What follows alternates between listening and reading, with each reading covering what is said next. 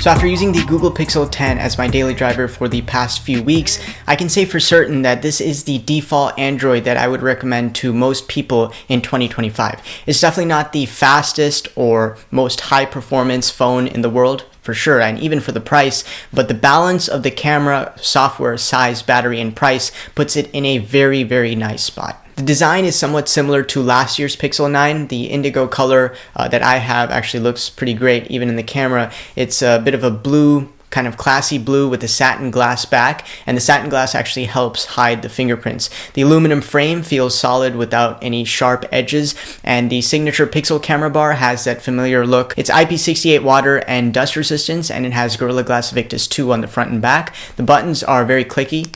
You can kind of hear it, and it has that dense, kind of not brick-like weight that makes it feel premium. There's also a very new change this year with regard to magnets. Google has basically created their own version of MagSafe called Pixel Snap, which is Qi 2 wireless charging with magnetic alignment. There will be some custom accessories like stands, pads, wallet accessories, stuff like that, just like Apple does with MagSafe. The screen is a 6.3-inch actual OLED display with a 120 Hz refresh rate that ramps down when it needs to save power, similar to other major smartphones. Resolution is a 1080 class, which is fine at this size because text and photos still look crisp, and you get the smoothness you'd expect without scrolling through social media or email.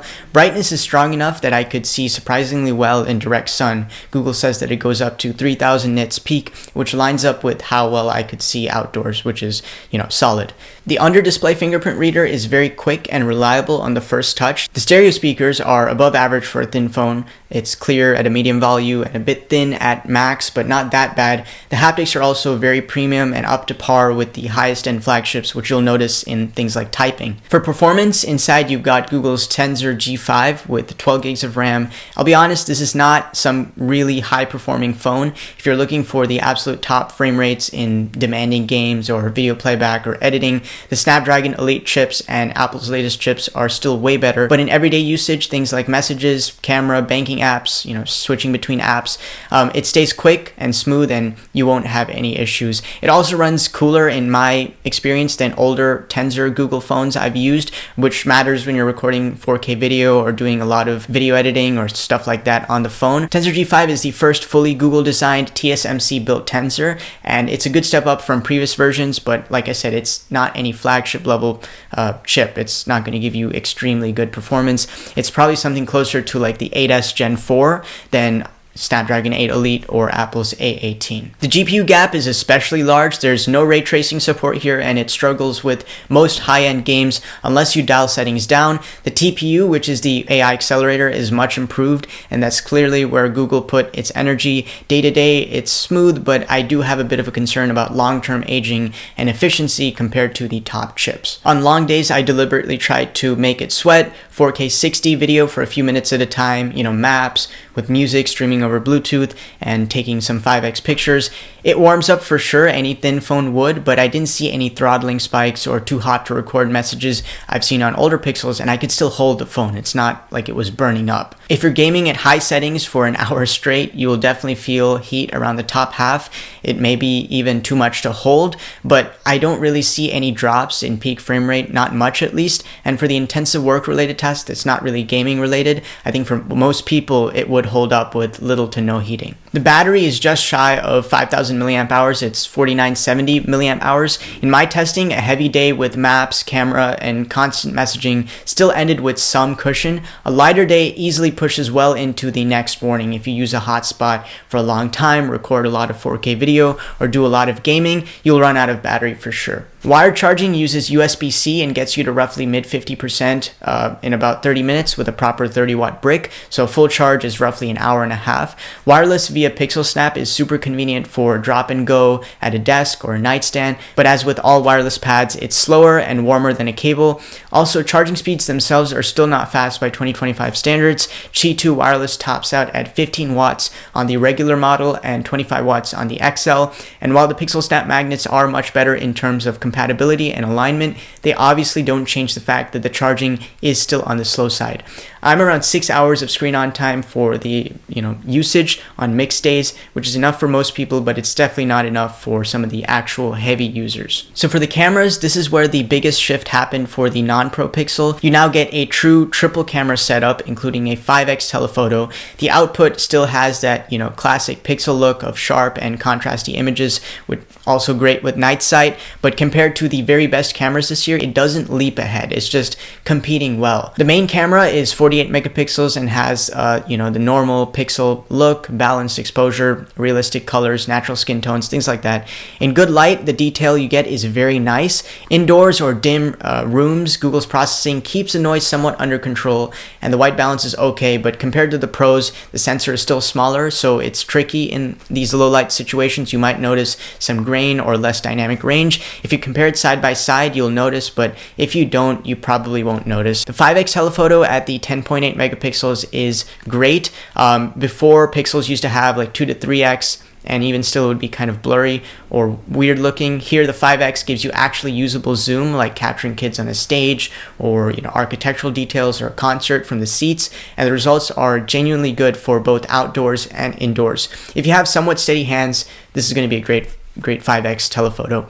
Past 5x, images start to look soft and a bit cartoonish, and the super res zoom 30x and onwards tend to give you artificial looking results. It's usable for very, very certain situations where you want to just get a quick look, but it's way behind things like the 16 Pro or the S25 Ultra, which to be fair are at a higher price range. The ultra-wide camera can come in handy, but it's the weakest of the three, and you might see some, distortion towards the end of the camera lenses or the end of the picture, which is not good, but it's the weakest of the three cameras. The video on this phone is 4K up to 60 FPS on the rear and 4K on the selfie cameras. Google stabilization modes do a great job of smoothing things out, like walking and talking clips. Colors still match pretty well, and the low light video is still a step behind the Apple and Samsung phones, but for the price, it's decent.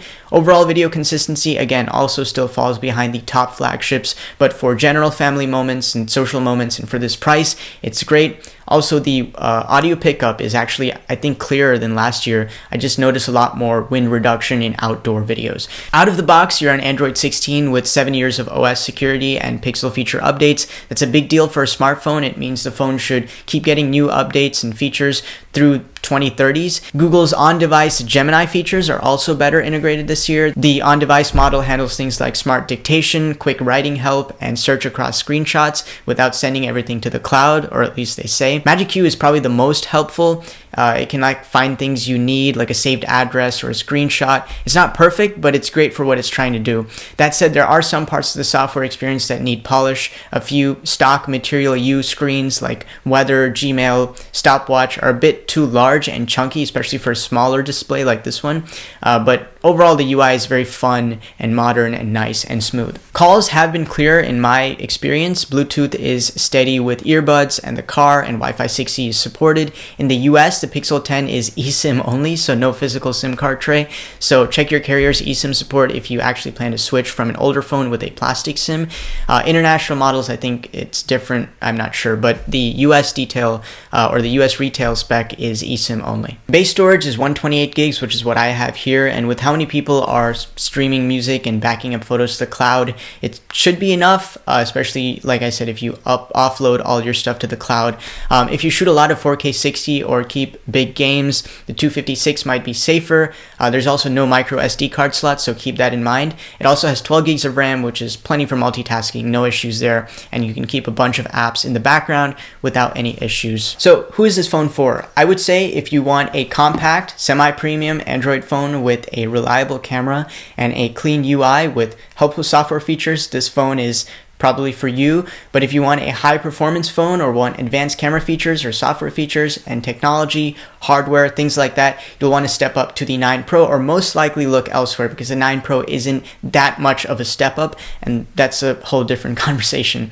So, other comparisons you might be viewing, last year's base Pixel, I wouldn't go for it. I would say the Pixel 10 is a safer long term because of the new magnets and the 5x lens and stuff like that. I would not go with the Pixel 9. If you're looking versus the Pro, the main and ultra wide sensors are bigger on the 10 Pro. So if you use portrait mode in dim light, that's where the gap shows. But the 10 Pro doesn't have enough of an advantage to have that price range, which is pretty much at the same range as the bigger flagship phones like the iPhone or the Samsung Ultras. And speaking of the Samsung and the Apple models, the Pixel 10's value is strong, and I'm talking about the base model. It's $799 starting price, which is good cost for most people. The others still win on raw power and hardware, which is why I would go for those over the Pro. But if you're talking about the regular 10, it's definitely better as a everyday, affordable, in a sense, option. For next year's model, I'd love to see them push the main sensor back up in size on the non-Pro model.